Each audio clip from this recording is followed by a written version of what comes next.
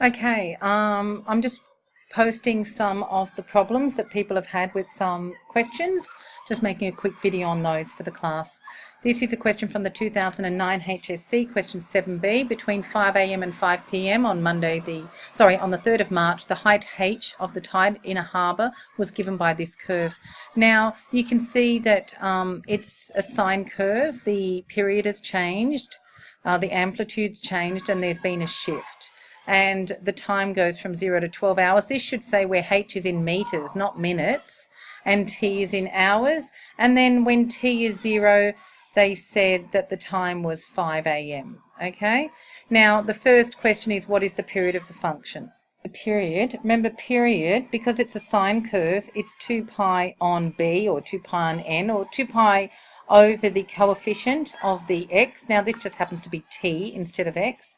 So it's 2 pi over pi on 6, or divided by pi on 6, which is 2 pi times 6 over pi, which is 12 hours. So therefore the period of the wave is 12 hours. Okay? Part 2 says, what is the value of h at low tide? So we want to find h at low tide, and at what time did this occur? Okay? Now, to be able to do this, I would draw this question. So let's just draw the function. We know that the period is 12 hours. Here we can see, so we know the period is 12 hours. So it's a sine curve, so from top to bottom will be 12. We know that, so for one complete wave, will be 12 hours. We know instead of the amplitude being 1, which is normally what it is for a sine curve, it's going to be 0.7, and then the whole graph is shifted up 1 unit. So I'm going to do a few sketches here. This would be just the normal sketch, 0.7 and minus 0.7. And if the period is 12 hours, it takes 12 hours for one full wave. Now that is the graph of 0.7 sine, so this is 0.7 sine pi 6 on t. That's h equals. But that's not what I want. I want 1 plus 0.7. So therefore I shift the whole curve up. So therefore the bottom point, instead of it being down here at negative 0.7, it's actually going to be 0.3. So, and this middle value here, we're actually going to start off at 1. And so we need to add 1 to each of these values. So the height, the maximum height is going to be 1.7, and the minimum is going to be 0.3. So instead of the minimum being 0.7, we go, negative 0.7, we go negative 0.7 plus 1 will give me a minimum of 0.3. The starting point at 0 will be 1. Okay, so the wave starts at 1. Instead of the maximum being 0.7, it'll be 0.7 plus 1. So the curve, I need to draw my sine curve up here. Okay, and this is 12 hours. Now the question did say that for time is 0, that's actually 5 p.m. So this is 5 p.m. T is 0 is at 5 p.m. Actually, no, it's T is 0 at 5 a.m. So I'll just put that back up. So T is 0 at 5 a.m. Sorry, this is 5 a.m. So if this is 5 a.m. there, this is 5 p.m. here. Okay? Okay, so halfway mark would be here, halfway between 5 a.m. and 5 p.m. That's 12 hours, add 6 hours. This would be 11 a.m. for the halfway mark.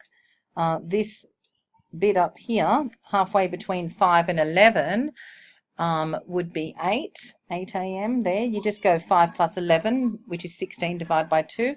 Halfway between, remember that's 12 hours, so that's 5 p.m. Halfway between 11 a.m. and 5 p.m. is 2 p.m.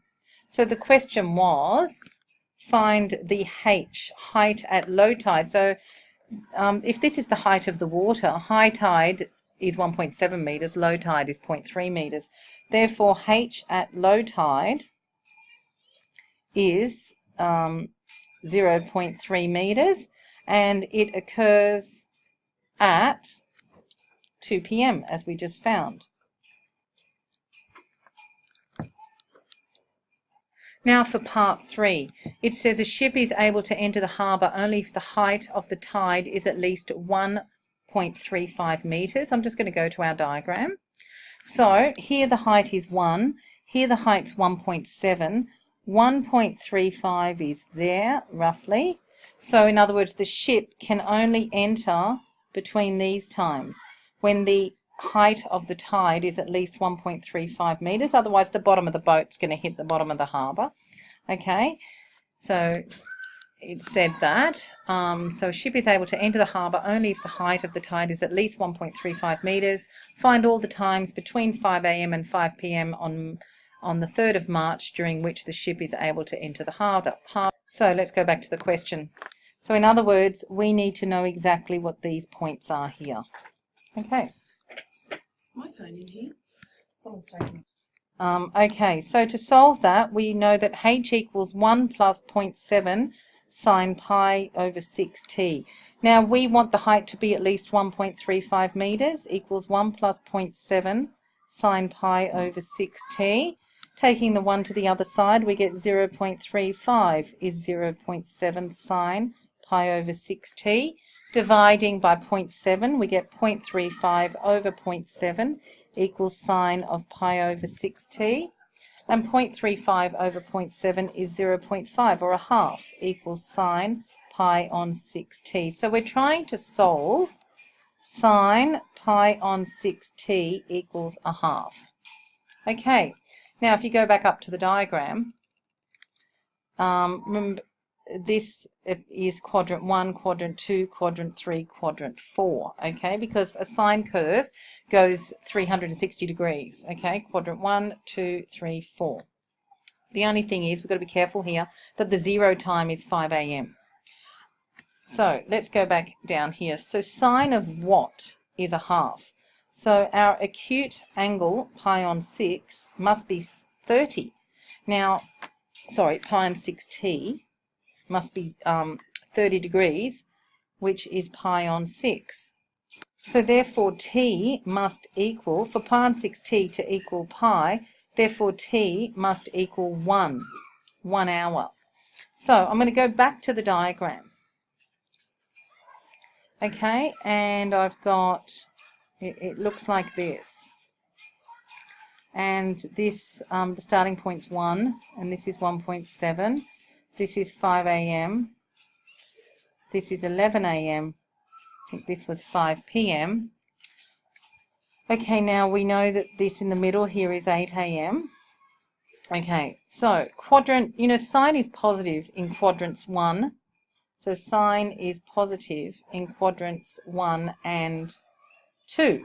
So my acute angle, my t here therefore is 1. If we get that t is 1, if this is 11 and this is 5 a.m., then t is time in hours, so it's 1 hour in from there at that 1.35. That's 1 hour in from there, but the same equivalent here would be 1 hour back from 11 a.m. because normally if you look at quadrant 1 it's just theta, and quadrant 2 is 180 minus theta. But instead of having 180 here, we've got 11 a.m. So it's going to be whatever you got for t, which was 1, okay? So whatever you got for t, which was 1, so we've got that the times are 5 a.m. plus 1 hour, which is 6 a.m. And then we've got 11 a.m. minus 1 hour, which is 10 a.m. And so therefore the boat can enter the harbour from 6 a.m. to 10 a.m. That's when the boat can safely enter the harbour. Okay, so just again, from 5 a.m., that's like your theta, I suppose. It's 5 plus 1. And here, instead of 180 minus, it'll be 11 a.m. minus 1. Okay? Which gave us 10 a.m. Okay, the next question that I've been asked is this one, to differentiate ln cos of x with respect to x. So it's from 2008 paper, question 3b. Differentiate this with respect to x, hence or otherwise evaluate the integral from pi on 4 to 0 of tan of x dx. We should get negative ln cos x, and we're substituting between the values of pi on 4 and 0. We'll take the negative out, and we get ln cos of pi on 4 minus ln cos of 0. Now, the cos pi on 4, so it's ln 1 on root 2. So cos pi on 4 is 1 on root 2.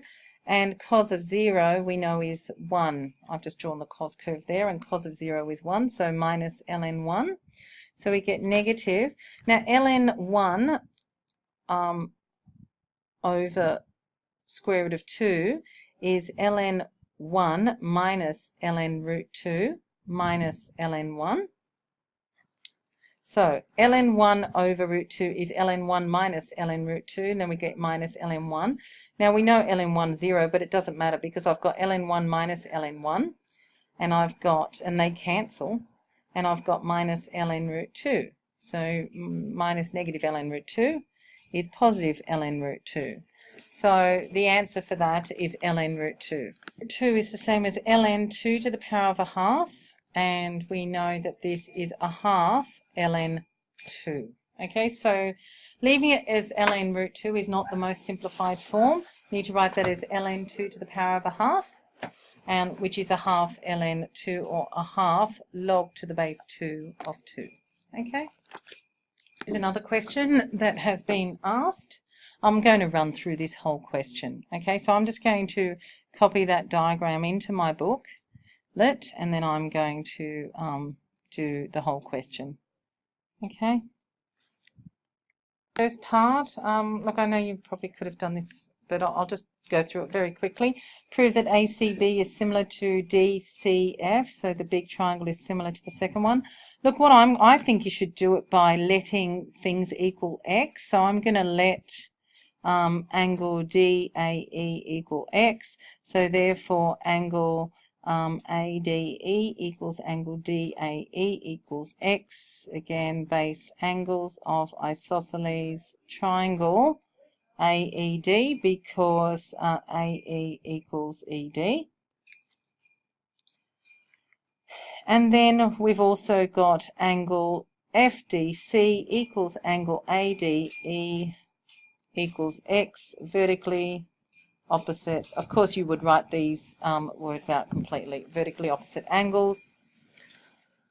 Okay, so also we know that angle DCF equals 90 degrees. Reason, we know that AC is perpendicular to FB, and so therefore angle DCF, I'm going to go equals angle ACB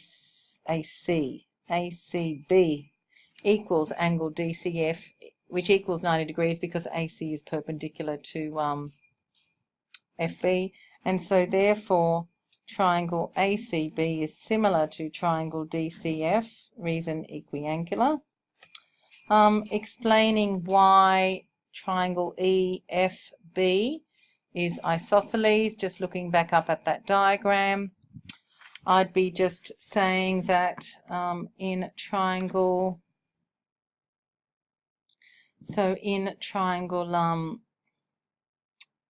AB or ACB, we know that angle ABC is 90 minus x. That's from angle sum of triangle. And also in triangle DFB, we also know that angle DFB is also 90 minus x, also by angle sum of triangle. Sorry, running out of room there. So, and I might need to lift this up a bit.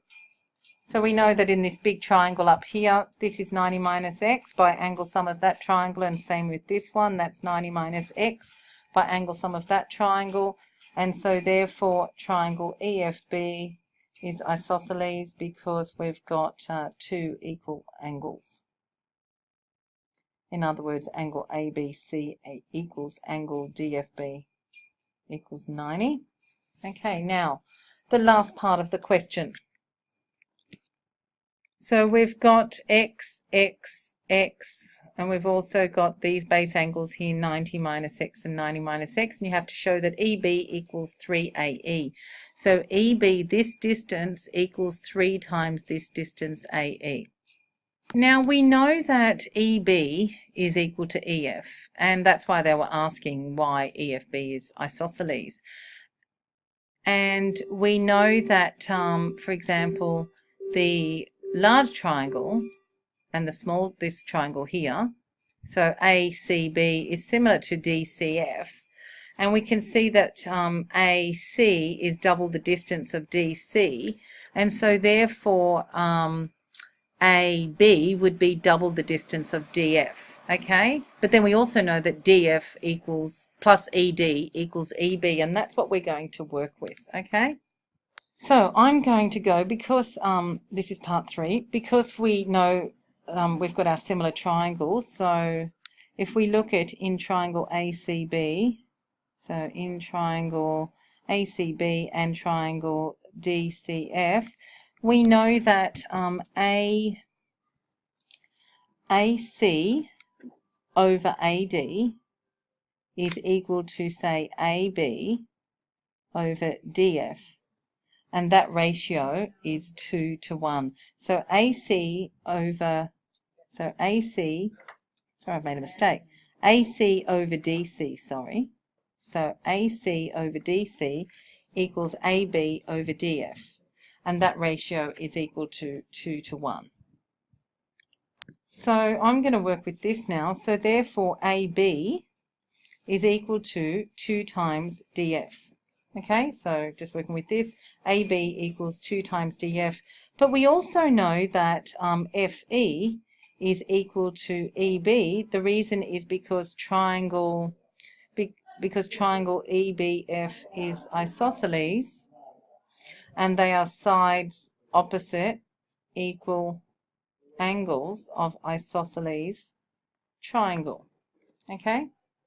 But we also know that the other thing we know is that AB is equal to AE plus EB. Okay? Okay, so we know that FE equals EB. We know that AB equals AE plus EB. And along those lines as well, but I'm going to put it up here, we know that EF is equal to DF plus DE as well. So this length, EF equals DF plus DE. We're going to use all this information that we've got, that AB equals 2DF. We know that FE equals EB. We know that FE or EF equals DF plus DE. We know that AB equals AE plus EB. So what we're trying to prove or show is that EB equals 3AE, and we should be able to do it from all of this, okay? We're trying to prove, look, I'm going to start with this one. We know that EB, so using this, equals AB minus AE. We know that AB is 2 lots of DF. I'm just going to put that in, 2 lots of DF minus AE. But we also know that DF is half of AB. I don't think that helps. I think I'm going around in circles. One sec. Actually, get rid of that line. We know that AB... Oh, no. Okay. Get it out. So, using this, AB equals AE plus EB, and these other things that we've got. I've made EB the subject because we're trying to prove that EB equals 3AE. So I've got EB equals AB minus AE. Now we know that AB equals 2 lots of DF. So replacing the AB with 2 lots of DF. So we've got 2 lots of DF minus AE. We know that DF from the diagram is EF minus DE. So I've replaced the DF with EF minus DE. So I've got 2 lots of DF, so 2 lots of EF minus DE, and kept this minus AE, expanding that. Now, 2 lots of EF. We know that EF is equal to EB, and we know that DE equals AE. So I've replaced those. So instead of saying 2 lots of EF minus DE, I've said 2 lots of EB minus AE, expanding. We get 2EB minus 2AE minus AE. So therefore we've got that EB equals 2AE plus AE. In other words, EB equals 3AE. So that result has now been shown.